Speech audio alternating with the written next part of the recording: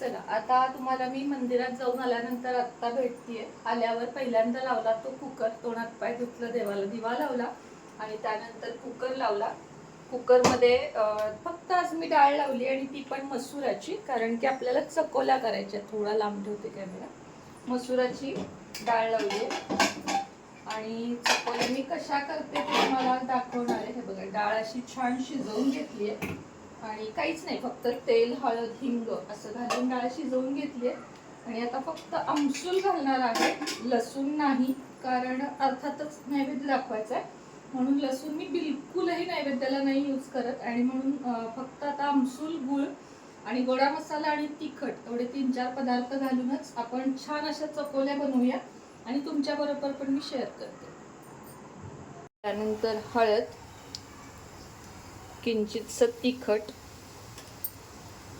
आणि मग आपली शिजवलेली डाळ. आता चवीप्रमाणे आपण यामध्ये मीठ घालूया आणि लागेल एवढं पाणी घालायचं. आता म्हणजे कुणाकुणाला चकोल्या एकदम पातळ आवडतात, कुणाकुणाला जरा घट्ट आवडतात, आमच्याकडे मीडियम आवडतात, तर मी त्या हिशोबानं पाणी घालणार यामध्ये. आणि वरण फळ ज्याला म्हणतो ना आपण, ते लसूण, खोबरं आणि मिरची याचं करतात, पण आमच्याकडे नाही आवडत. म्हणजे अशा तिखट आंबट चकोल्याच आमच्याकडे आवडतात. यामध्ये गुळ मला जरा जास्त लागतो, कारण गुळानं गोड होत नाही, पण एक जो गोडवा येतो ना तो खूप सुंदर असतो. आणि अर्थातच लसूण घातला तरी पण छानच लागतं. आणि घालायचं आहे ते टोमॅटो, चिंच किंवा आमसूल. आता यापैकी मी आमसूल घालते नेहमी, कारण आमसुलानं पित्त पण होत नाही आणि छान लागते चव एकदम. टोमॅटो घातला तरीही छान होतं. आता हे चांगलं उकळून घ्यायचं आणि त्यानंतर मग चकोल्या करायच्या. चालू केलंच नव्हतं, आडवं चालू. उभं केलं होतंस ना चालू? बस आडवीच ना फक्त. बस का? बस त्याच्यात घालताना डायरेक्ट. नाही असं पण एकदा काढतो की बस केवढा शॉट.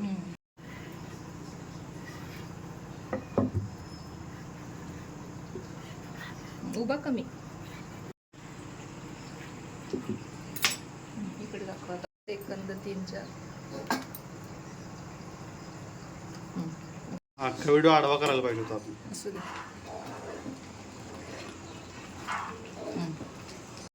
तर चला, सकाळी पोहे करताना मला वाटतंय मी शूट केलं किंवा नाही मला आठवत नाहीये, पण आता सगळं आवरलं. त्यानंतर पूजा केली, इंडियन मॉम सुनत्राचे व्हिडिओ केले आणि आता छानपैकी नाचणीची भाकरी करते. तर त्यासाठी ना थोडं गरम पाणी करावं लागतं. उकडीच्या केल्या तरी छान लागतात, अन्यथा मग थापून करायच्या, खूप छान लागतात. आणि नाचणीमुळे ना मुलांचं रक्त वाढतं, फायबरसाठी पण उत्तम असते नाचणीची भाकरी. आमच्याकडे किती 2 किंवा 3 करू नयेत म्हणून 2 किंवा 3 करायला लागतात, पण 3 केली तर मग फक्त बोट फिरवायचं असं करावं लागतं. तर चला, आता गरम पाणी घालून छान अशा नाचणीच्या भाकरी करते.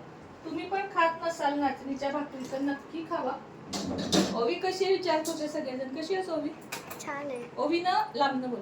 एवढे वाढवलेले केस एवढे केलेत बघा. आम्हाला दोघींना पण तेव्हा दुर्बुद्धी झाली, पण आता लागले वाढायला, माझे तर वाढले.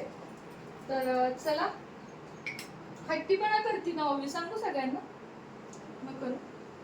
खूप हट्टीपणा करते बरं का ओवी. तुमची मुलं करतात का हट्टीपणा? सांगा मला. शहाणी पण आहे पण हट्टीपणा पण करते.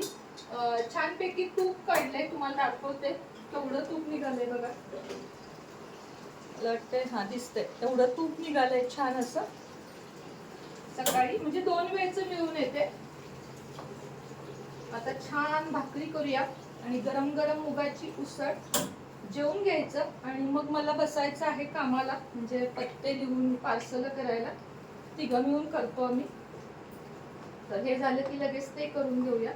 भांडी वगैरे सगळं झालेलं आहे. थोडीशी मी घासली, थोड्या त्या ताई येतात त्यांनी घासली. केर फरशी झालेली आहे, सगळं काम आवरलंय. आता झाडांना फक्त पाणी घालतो मी. रविवार आहे, तुळशीला घालू नको. अखिलेश गेलाय आंघोळीला, वेळ झाला त्याला जरा. आता मी तुम्हाला काय करते, आवरते आणि भेटते. करते जरा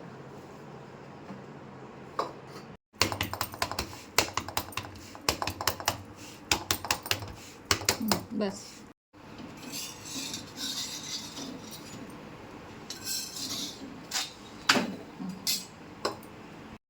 आता उसळ करून घेते आणि उसळ पण ना अगदी साध्या पद्धतीनेच करते. नेहमीप्रमाणे आमसूल, गूळ आणि मुगाचे हे मोड म्हणतो ना आपण, ते असं घालून इतकी टेस्टी लागते. तुम्ही मी म्हणते म्हणून करून बघा. कांदा वगैरे काही नाही घालायचं, फक्त हळद अशी. त्यानंतर 2 ताजे आमसूल आणि गूळ, तिखट, मीठ आणि गोडा मसाला एवढं घालून ही भाजी करून बघा. तुम्ही मला सांगाल की हो ताई, खरोखर याचा फायदा होतो आणि होतोच. कारण आपल्याकडे जर असे गावरान आमसूल असले ना चांगल्या क्वालिटीचे तर फायदा होतो. आणि ही जी कडधान्य वगैरे आहेत की नाही, तुम्हाला खरं सांगते की जेवढी तुम्ही साध्या पद्धतीनं खाल, बघा त्याला असे मोड आणलेत मी, तेवढे चांगले असतात.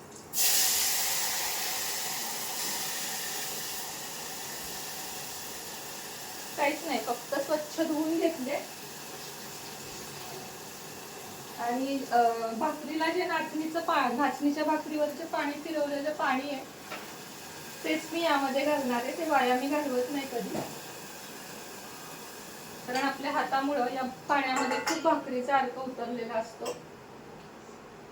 तर अशा प्रकारे ते पाणी, हवा असेल तर शेंगदाण्याचे कूट घालू शकता, पण मी नाही घालणार आहे. फक्त गोडा मसाला चांगला 2 चमचे आणि हे तांबडं तिखट 1 चमचा आणि चवीपुरतं मीठ आणि गूळ.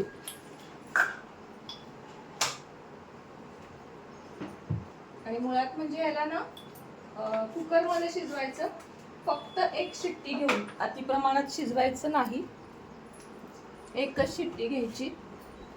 गूळ मी हा वापरते, देशी गूळ. आमटीमध्ये वगैरे रोज 1 घालतेच मी, छोटासा. मला वाटतं 15 मिनिटाच्या आत स्वयंपाक होतो. भाजी, भाकरी आणि पोळ्या असतील तर अजून एक 10 मिनिटं, एवढाच वेळ लागतो. तर चला, ब्लॉगला भरपूर प्रेम द्याल अशी अपेक्षा व्यक्त करते, कारण ब्लॉगिंग मध्ये आता खूप जास्त स्कोप आहे, जसं की प्रमोशनल व्हिडिओ वगैरे. आणि तुम्हाला जर मला पुढे जाताना बघायचंय तर नक्कीच मला साथ द्याल. आता काल एका ताईचा प्रश्न होता, वटपौर्णिमेबद्दल तुझं काय मत आहे. बरं का, खरं तर हा प्रश्न निगेटिव्ह अजिबात नाहीये, चांगला पॉझिटिव्ह प्रश्न आहे की ताई, मी पण तुझ्यासारखी एकटी राहते, तर वटपौर्णिमा करू की नको करू. पर्सनली मी तुम्हाला सांगू शकते, अवश्य करा, काही हरकत नाहीये. कारण कुठल्याच स्त्रीला असं वाटत नाही की आपल्याला सौभाग्यवती मरण येऊ नये. कायम तसंच वाटतं, पतीवर प्रेम असावंच लागतं किंवा असं काहीच नाहीये. कोणासाठीच दीर्घायुष्य, अगदी दुश्मनासाठी सुद्धा दीर्घायुष्य मागताना लाच कसली.